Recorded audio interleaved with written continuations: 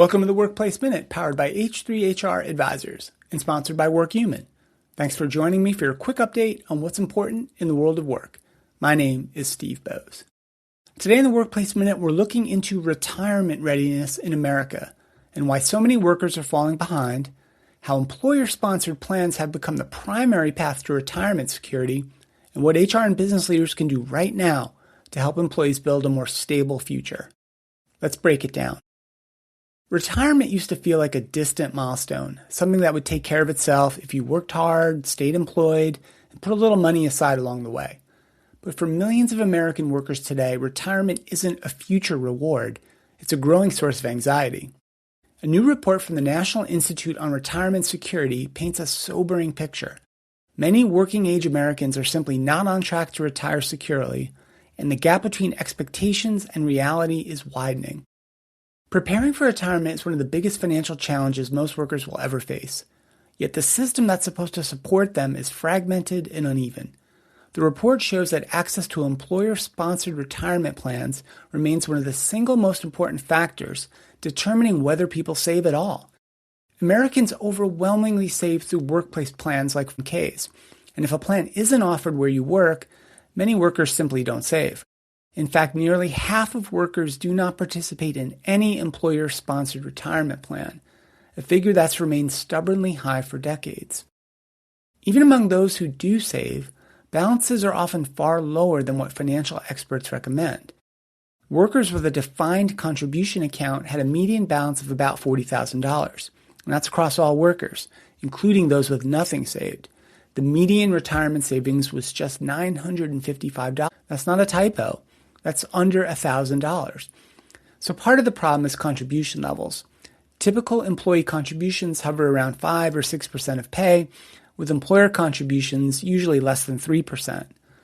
While that may sound reasonable, it often isn't enough to fund maybe decades of retirement, especially as life expectancy increases and healthcare costs rise. And retirement savings are competing with everything else in modern financial life. Student loan debt, housing costs, caregiving responsibilities and costs, and everyday expenses all pull from the same limited pool of worker income.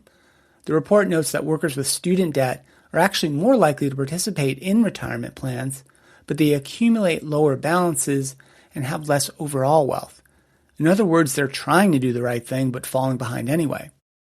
And another structural challenge is the uneven availability of plans across industries and demographics. Workers with lower incomes, lower levels of education, or part-time roles are far less likely to have access to retirement benefits at all. Hispanic workers, for example, are sponsored for workplace plans at significantly lower rates than other groups, and part-time employees, who are also disproportionately women, are often excluded entirely. So what happens when people actually reach retirement age? Well, the answer reveals how fragile the system really is. Social Security provides about half of income for the typical older American, making it the foundation of retirement security. And income from retirement plans, like 401ks, accounts for only about 1/5. Earnings from continued work also remain significant, meaning many older adults are working not by choice, but by necessity. And there's another risk on the horizon. If policymakers fail to address Social Security's financing gap, across-the-board benefit cuts of roughly 20% could occur in the coming years, and that's a reduction that would hit retirees especially hard, given how heavily they rely on those benefits. So what policy options exist? Experts generally point to 3 broad approaches: expanding access to workplace retirement plans, strengthening Social Security, and creating mechanisms that make saving automatic rather than optional. State-level auto-enrolled IRA programs are one example, requiring employers without retirement plans to enroll workers into portable savings accounts. Other ideas include increasing employer incentives to offer these plans, improving portability when workers change their jobs, and addressing student debt so younger workers can begin saving earlier. But policy changes alone won't solve this. Employers still play a pivotal role, arguably the most immediate and actionable one. If Americans save primarily through their work, then workplaces are the places where retirement readiness will be won or lost. So here's the call to action for HR and business leaders. First, ensure every American employee has access to a retirement plan, including part-time and lower-wage workers. Access alone dramatically increases participation and long-term savings outcomes. Second, design plans that make saving easy and automatic.